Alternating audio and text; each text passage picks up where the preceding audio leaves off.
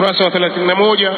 Kadhalika Ibn al-Qayyim na wengineo wameeleza. Al-Imam Shatibi katika al-Muwafaq katika kitabu chake al-I'tisam ameeleza haya masala ya at-tark. Kwa hiyo mtu kuyafunga tu kidogo sema hadha min bab at-tark la yadullu ala at-tahrim li'annahu adamu ad-dalil wa adamu ad-dalil laysa bid-dalil.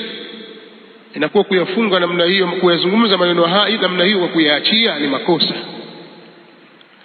Ilikuwa maneno lazima yafungwe. Lakini pia tunasema kwa upande mwingine kwamba lau kama Mtume sallallahu alaihi wasallam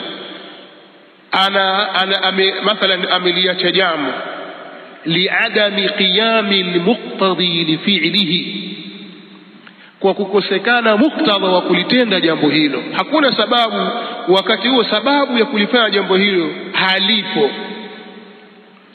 haipo sababu hiyo. Sawa kusema haipo. Hakukuwa na sababu ya Mtume sallallahu alaihi wasallam kulifanya jambo hilo, kisha sababu ile ikaja ikapatikana baada ya kufa kwake. Kulifanya jambo hilo baada ya kufa Mtume sallallahu alaihi wasallam, baada ya kupatikana sababu hiyo, inaingia katika mlango wa masalihul mursala, na huu ni mlango muhimu sana katika elimu za usul fiqh. Kwa mfano,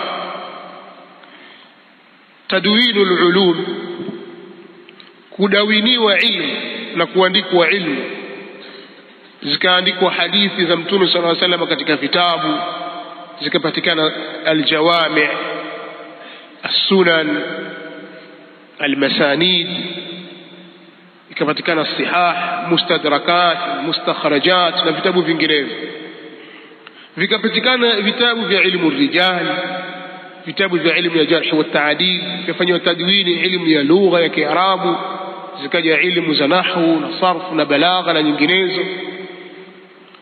Al-muqtadi katika zama za Mtume sallallahu alaihi wasallam ilikuwa ghairu qa'im, kwa sababu Waarabu walikuwa wakizungumza kwa salika. Mubtada ni marfuu bil ibtida kwa wao, bila kusoma qawaid, na khabari ni marfuu bil mubtada. Hivyo hivyo faili anarufaishwa. Hakuna anayezungumza akasema kana zaidun alimun. Watu hawakosei, kwa sababu ile lakna na al-ujma ilikuwa haijaingia katika ummati islamia. Karibu wote walikuwa ni Waarabu mafasaha, ni al-arabu al-aqhah. Lakini baada ya futuhat islamia ikatatanuka daula ya Kiislamu, wakaingia wasiokuwa Waarabu katika Uislamu. Ikawa kila wakati unavyozidi watu wanaingia katika Uislamu, Wafursi, Warumi na wengineo, Mahabesh na wengineo wasiojua lugha ya Kiarabu, wakahitajia suala la kutadwini katika ilmu ya lugha ya Kiarabu. Na hili nadhani nafahamika kwamba mwanzo wake kudhihiri ni katika khilafa ya Ali bin Abi Talib, kuandikwa suala la nahwu kama ndio mwanzo. Kwa hiyo pale ilikuwa al-muqtadi qa'im, lakini katika zama za Mtume sallallahu alaihi wasallam alikuwa hakuna muqtadi huo. Muqtada huo alikuwa hauko. Sasa huwezi kuita kwamba na hili nalo bid'a, itakuwa si sawa.